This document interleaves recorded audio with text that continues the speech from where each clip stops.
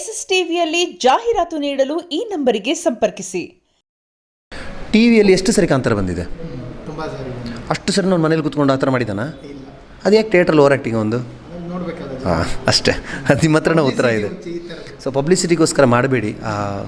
ನಮ್ಮೊಂದೆಲ್ಲೋ ಒಂದು ಫೀಲಿಂಗ್ಸ್ ಇದೆ ಅದರ ಮೇಲೆ, ಡೀಪ್ ರೂಟ್ ಫೀಲಿಂಗ್ ಅಂತ ಹೇಳ್ತೀವಿ.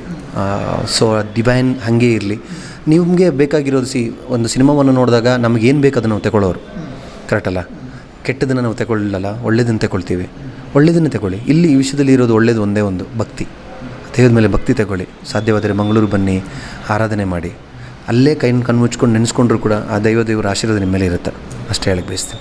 ಇನ್ನೊಂದು ಸರ್, ಸಿನಿಮಾ ಹೊರತುಪಡಿಸಿ ನೀವು ಮಂಗಳೂರವರಾಗಿರೋದ್ರಿಂದ ಕೇಳ್ತಾ ಇದ್ದೀನಿ. ನೀವು ಬಿಗ್ ಬಾಸ್ ನೋಡ್ತಿರ್ಬೋದು, ಅದರಲ್ಲಿ ನಿಮ್ಮ ಮಂಗಳೂರಿನ ಬೆಡಗಿ ಕೂಡ ಇದ್ದಾರೆ, ರಕ್ಷಿತಾ ಅನ್ನುವಂಥದ್ದು. ಅವರ ಆಟ ಹೇಗಿದೆ, ಅವ್ರು ಆಡ್ತಿರೋಂಥ ಆಟದ ಬಗ್ಗೆ ಏನು ಹೇಳ್ತೀರಂತ? ಫಸ್ಟ್ ಆಫ್ ಆಲ್ ಖುಷಿ ಇದೆ. ಒಂದು ವಿಷಯ ಏನಂತ ಹೇಳಿದ್ರೆ, ಪುಟ್ಟ ಮಗು ಅದು ಒಂದು. ಅವ್ರು ನಮ್ಮ ನಾಟಕ ಟೈಮೆಲ್ಲ ಭೇಟಿಯಾಗಿದ್ವಿ. ಅವಳದ್ದು ರೀಲ್ಸು ಯೂಟ್ಯೂಬ್ದೆಲ್ಲ ನೋಡಿದ್ರೆ ನಿಮ್ಗೆ ಗೊತ್ತಾಗುತ್ತೆ. ಒಂದು ಫಿಲ್ಟ್ರ್ ಇಲ್ದಿರೋ ಅಂಥ ಹುಡುಗಿ ಅವಳು. ಪಾಪ ಮಾತಾಡ್ತಾ ಇರ್ತಾಳೆ. ಬಟ್ ದೊಡ್ಡವ್ರ ಜೊತೆ ದುಡ್ಡಿನ ವಿಷಯದಲ್ಲಾಗಲಿ ಅಲ್ಲ, ನಾರ್ಮಲಿ ಏಜ್ ವಿಷಯದಲ್ಲಾಗಲಿ ದೊಡ್ಡವ್ರ ಜೊತೆ ಹೇಗಿರಬೇಕು ಅಂತ ಗೊತ್ತಿಲ್ಲದಿರೋ ಹುಡುಗಿಯೇ ಏನೂ ಅಲ್ಲ ಅವಳು. ನನ್ನ ಪ್ರಕಾರ ಹೆಂಗೆ ಅನಿಸ್ತಾ ಇದೆ ಅಂತೇಳಿದರೆ, ಚಿಕ್ಕವರನ್ನು ಹೆಂಗೆ ನೋಡ್ಕೋಬೇಕು ಅಂತ ದೊಡ್ಡವರು ಗೊತ್ತಿಲ್ಲದೆ ಹೋಗುತ್ತೆ ಅವನು ಒಂದೊಂದು ಸರಿ. ಮತ್ತು ಎಲ್ಲರೂ ಗೋಲ್ಡನ್ ಸ್ಪೂನಲ್ಲಿ ಹುಟ್ಟಿರಲ್ಲ. ಆ ಪಾಪದ ಮನೆಯಿಂದಲೂ ಒಂದು ಹುಡುಗಿ ಅಲ್ಲಿ ಬಂದು ನಿಂತಿದ್ದಾಳೆ ಅಲ್ವಾ, ಸುಮ್ಮನೆ ಕರೆದಿರೋಳು ಅಲ್ವಾ ಬಿಗ್ ಬಾಸ್. ಆ ಸ್ಥಾನಕ್ಕೆ ಅವ್ರು ಬಂದಿದ್ದಾರೆ ಅಂತ ಹೇಳಿದ್ರೆ, ಶಿ ಈಸ್ ಅ ಕಂಟೆಸ್ಟೆಂಟ್ ಅಂತ ಹೇಳಿದ್ರೆ, ಅವ್ರಿಗಿರುವಂಥ ಎಲ್ರಿಗೂ ಇರುವಂಥ ಅರ್ಹತೆ ಅವಳಿಗೂ ಇದೆ. ಅಲ್ಲಿ ಅವಳು ಪಾಪದವಳು, ಅವಳು ಒಂದು ಡ್ರೆಸ್ಸಿಂಗ್ ಇಲ್ಲ ಅದಿರಂತೆಲ್ಲ ಹರ್ಟ್ ಮಾಡಬಾರ್ದು ಯಾರು. ನಾಳೆ ನೀವು ಎತ್ತರದಲ್ಲಿದ್ದೀರಾ, ಯಾವಾಗ ಕೆಳಗೆ ಹೋಗ್ತೀರಂತ ಯಾರಿಗಾದ್ರೂ ಗೊತ್ತಿದೆಯಾ? ಯಾರಾದರೂ ನಿಮ್ಗೆ ಏನಾದರೂ ಅಂದರೆ ಆ ಥರ ಬೇಜಾರಾಗುತ್ತೆ. ನೀವು ದೊಡ್ಡವರು, ನಿಮ್ಮ ಹತ್ರ ದುಡ್ಡಿದೆ, ಅವ್ರ ಹತ್ರ ಪಾಪದವರು. ಅದಕ್ಕೋಸ್ಕರನೇ ಅವರನ್ನು ಬಿಗ್ ಬಾಸಲ್ಲಿ ಸೆಲೆಕ್ಟ್ ಮಾಡಿರ್ಬೋದು. ಈ ಬಿಗ್ ಬಾಸ್ ಬಂದಾದಮೇಲೆ ಅವಳು ಒಂದು ದೊಡ್ಡ ಮನೆ ಇಸ್ಕೋಬೋದು, ಈ ವಿನ್ನರ್ ಆಗ್ಬೋದು, ಬೆಳಿಬೋದು ಅವಳು ಕೂಡ. ನಮ್ಮೆಲ್ಲರೂ ಅಂದರೆ ಮುಂಚೆಲ್ಲ ನಾವು ಅವಳನ್ನ ಕಾಮಿಡಿ ಮಾಡ್ತಾಯಿದ್ವಿ ಕೆಲವು ಸರಿ. ಬಟ್ ಈಗ ನಮ್ಮ ಒಳಗಡೆ ನಮಗೆ ಇವಳನ್ನ ಕಾಮಿಡಿ ಮಾಡಬಾರ್ದಾಗಿತ್ತು ಅಂತ ಅನಿಸ್ತಾ ಇದೆ. ಇಡೀ ಮಂಗಳೂರು ಅವಳ ಹಿಂದೆ ನಿಂತಿದೆ ಅಂತ ಅನಿಸುತ್ತೆ ನಮಗೆ. ಖುಷಿ ಇದೆ ಅವಳು ಆಟಾಡ್ತಿರೋದು. ಒಳ್ಳೆ ಮೆಚೂರ್ಡಾಗಿ ಆಟಾಡ್ತಾ ಇದ್ದಾಳೆ, ಖಡಕ್ಕಾಗಿ ಉತ್ತರ ಕೊಡ್ತಾ ಇದ್ದಾಳೆ. ಪ್ರೊಬಬ್ಲಿ ಫೈನಲಿಸ್ಟ್ ಆಗ್ತಾಳೆ, ಗೆದ್ದು ಬರಬೇಕು ಅಂತ ನಮ್ಗೆ ಆಸೆ. ಅಂದರೆ ಯಾರೇ ಎಷ್ಟು ದೊಡ್ಡ ಸೆಲೆಬ್ರಿಟಿ ಆದರೂ ಕೂಡ ಮನೆಗೆ ಹೋದ್ಮೇಲೆ ಎಲ್ಲರೂ ಒಂದೇ ರೀತಿ ಸಮಾನ ಆಗಿರು. ಬಟ್ ಅಲ್ಲಿ ಅವ್ರು ಮಾಡ್ತಿರುವಂಥ ರೀತಿ, ಆ ಕ್ಯಾಟಗಿರಿ ಈ ಕ್ಯಾಟಗಿರಿ ಅನ್ನುವಂಥದ್ದು ಹೇಳುವಂಥದ್ದು ಮಾತಿದೆಯಲ್ಲ, ಅದು ಅಂತೂ ಎಷ್ಟರ ಮಟ್ಟಿಗೆ ಸರಿ ಅಂತ ಹೇಳೋದು? ಅದೇ ಹೇಳೋದು, ಅದು ತಪ್ಪು ತಾನೆ. ಕಂಟೆಸ್ಟೆಂಟ್ ಆದಮೇಲೆ ನೀವು ಎಂಥವರು ಆಗಿರಲಿ, ಈಗ ಒಂದು ಕಬಡ್ಡಿ ಆಟ ಆಡೋಕ್ಕೆ ಹೋಗ್ತೀರಂತ ಅಂದ್ಕೊಳ್ಳಿ, ನೀವು ಎಷ್ಟೆಷ್ಟು ಇದು ಮಾಡ್ಕೊಂಬನ್ನಿ, ಅಲ್ಲಿ ನೀವು 6 ಜನ ನೀವು ಪ್ಲೇಯರ್ಗಳೇ. ನಿಮಗೆ ಬೇಕಾಗಿರೋದು ಮುಂದುಗಡೆದು ಬಂದವನು ಹಿಡಿಯೋಕ್ಕೆ. ಅಲ್ಲಿ ನೀನು ಅಲ್ಲಿಂದ ಬಂದವ, ನೀನು ಇಲ್ಲಿಂದ ಬಂದವ ಅಂತಲ್ಲ, ಕರೆಕ್ಟಲ್ಲ? ಪ್ಲೇಯರನ್ನು ಪಕ್ಕದಲ್ಲಿರೋ ಕೈ ಹಿಡಿಲೇಬೇಕು ನೀವು, ಒಂದು ಕ್ಯಾಚ್ ಹಾಕಬೇಕು ಅಂತಿದ್ರೆ. So it's like a game. ನೀವು ಅಲ್ಲಿ ಕಂಟೆಸ್ಟೆಂಟ್ ಆಗಿ ಬಂದಾಗ ನೀವೆಲ್ಲರೂ ಪ್ಲೇಯರ್ಗಳಲ್ಲಿ. ಅಲ್ಲಿ ದೊಡ್ಡವರು ಯಾರು, ಚಿಕ್ಕವರು ಯಾರು? ಈಗ ಒಂದು 10 ಸಿನಿಮಾ ಮಾಡಿದವನು ಬರ್ತಾನೆ, ಒಂದು ಯಾವುದೋ ಒಂದು ಸಿನಿಮಾ ಇಲ್ದಿರೋ ಒಂದು ಹೊಸಪು ಯಾರೋ ಬಂದ ಕೂಡಲೇ ಅಲ್ಲಿ ಅದು ಸಮಸ್ಯೆ ಆಗಲ್ಲ. ಸೊ ವಿಷಯ ಹೇಗೆ ಆಟಾಡ್ತಾರೆ ಅನ್ನೋದು ಮುಖ್ಯ, ನಿಮ್ಮ ಜೊತೆ ಹೇಗಿದ್ದಾರೆ ಅನ್ನೋದು ಮುಖ್ಯ. ನಿಮ್ಮ ಜೊತೆ ಸರಿ ಇಲ್ವಾ, ನಿಮ್ಗೆ ಇಷ್ಟ ಆಗಲಿಲ್ವ? ನಾನು ಯಾವಾಗಲೂ ಒಂದು ಮಾತು ಹೇಳ್ತೀನಿ, ನಮಗೆ ಇಷ್ಟ ಆದವ್ರ ಜೊತೆ ನಾವು ಸರಿಯಾಗಿರಬೇಕು. ಇಷ್ಟ ಆಗದಿರೋಲ್ದಿರೋ ಹತ್ರ ಹೋಗ್ಬಾರ್ದು, ನಾವು ಬಿಟ್ಬಿಡೋದು.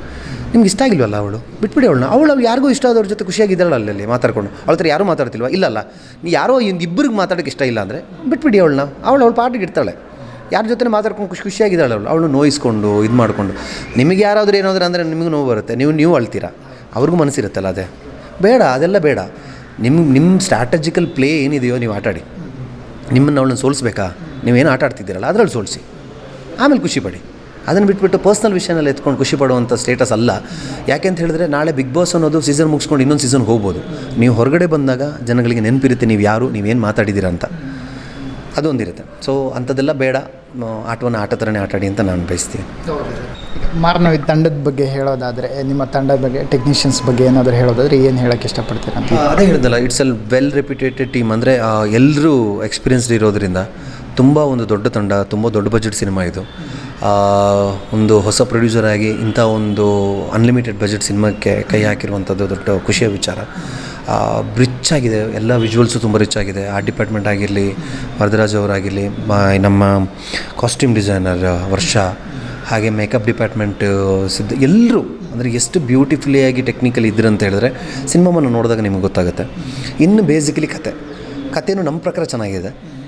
ಜನಗಳಿಗೆ ಅದು ಎಷ್ಟು ಇಷ್ಟ ಆಗುತ್ತೆ, ಜನಗಳಿಗೆ ಬಿಟ್ಟಿರೋದು. ಆದರೆ ಹೇಳಿದ್ನಲ್ಲ, ಮಂಗಳೂರಿಗಂತೂ ಕರ್ಕೊಂಡು ಹೋಗ್ಬಿಡ್ತೀವಿ ನಿಮ್ಮನ್ನು ನಾವು ಖಂಡಿತವಾಗ್ಲೂ.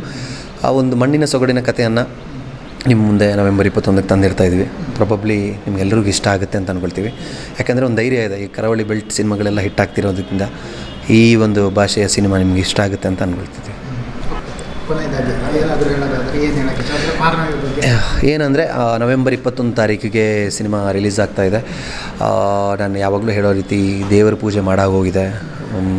ಕಲಾ ಸೇವೆಯ ಪೂಜೆ ನಾವು ಮಾಡಿದ್ದೀವಿ. ಈ ದೇವ್ರ ಮುಂದೆ, ದೇವ್ರ ಥರ ನೀವು ಕಲಾಭಿಮಾನಿಗಳ ಆಶೀರ್ವಾದ ಕೊಡಬೇಕು ನಮ್ಮ ಇಡೀ ತಂಡಕ್ಕೆ. ಹೊಸಬ್ರು ತಂಡ ಅಂತ ಹೇಳೋಕ್ಕಾಗಲ್ಲ, ಕೆಲವರು ಹೊಸಬ್ರು ಇದ್ದಾರೆ. ನನ್ನ ಪ್ರಕಾರ ರಿತ್ವಿಕ್ಗೆ ಈ ಸಿನಿಮಾ ಒಂದು ದೊಡ್ಡ ಒಂದು ಮೈಲ್ ಸ್ಟೋನ್ ಆಗಿರಬೇಕು.